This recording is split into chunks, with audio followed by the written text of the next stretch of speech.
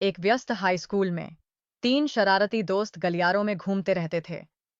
उनकी हंसी पूरे स्कूल में गूंजती थी। उनके नाम आनंद कुमार, संभव कुमार और चैटर राज थे, लेकिन छात्र उन्हें प्यार से खतरनाक तिकड़ी कहकर बुलाते थे।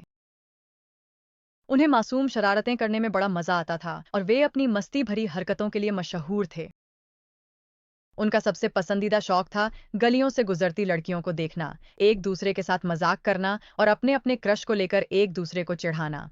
हाई स्कूल की जिंदगी कक्षाओं, गपशप और दोस्ती का एक रंगीन संगम थी, और टिकड़ी यह सुनिश्चित करती थी कि कोई भी दिन बिना मस्ती के न गुजरे। शरारती टिप्पणी का कोई भी मौका वे नहीं छोड़ते थे और उनकी हरकतें अक्सर कक्षा में जरूरी हंसी ठिठोली का माहौल बना देती थीं। उनकी शरारतें अक्सर बढ़ा चढ़ाकर किए गए इशारों और नाटकीयता के साथ होती थीं, जो उनके साथियों को खूब हंसाती थीं। एक दिन, जब कक्षाएं अपने रोजमर्रा के ढर्रे पर चल रही थीं, तिकड़ी अपनी पुरानी चालों में व्यस्त थीं।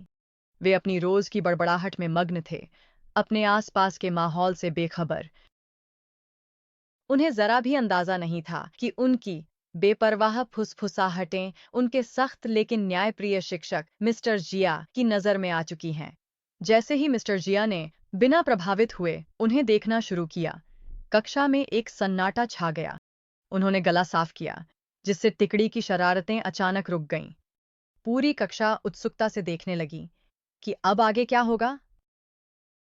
मिस्टर जिया, जो अपनी सख्त छवि लेकिन न्यायपूर्ण रवैये के लिए जाने जाते थे, ने उन्हें उदाहरण बनाने का फैसला किया। आनंद, संभव, चैटर, उन्होंने पुकारा। उनकी आवाज कक्षा में गूंज उठी। तीनों ने एक दूसरे की ओर संकोच भरी नजरों से देखा। उनकी आंखों की शरारत अब थोड़ी घबराहट में बदल गई थी। कड़ी लेकिन समझदार नजरों से देखते हुए मिस्टर जिया ने उन्हें एक ऐसा अभ्यास सौंपा जिसमें उनका ध्यान और रचनात्मकता दोनों की जरूरत थी। व्यक्तिगत स्थान और सीमाओं का सम्मान करने पर कक्षा प्रस्तुति। तुम तीनों में प्रतिभा है, उन्होंने स्वीकार किया, लेकिन चलो इसे रचनात्मक दिशा में लगाते हैं। अनिच्छा से यो तिकड़ी ने अपना कार्य स्वीकार किया और मिलकर काम करने लगी। उनकी ऊर्जा अब इस नए प्रयास की ओर मोड़ दी गई थी। उनकी आमतौर की शरारती बातें एक मजेदार और विचारशील प्रस्तुति में बदल गईं, जिसने पूरी कक्षा को, यहाँ तक कि मिस्टर जिया को भी, हंसी से लौटपोट कर दिया।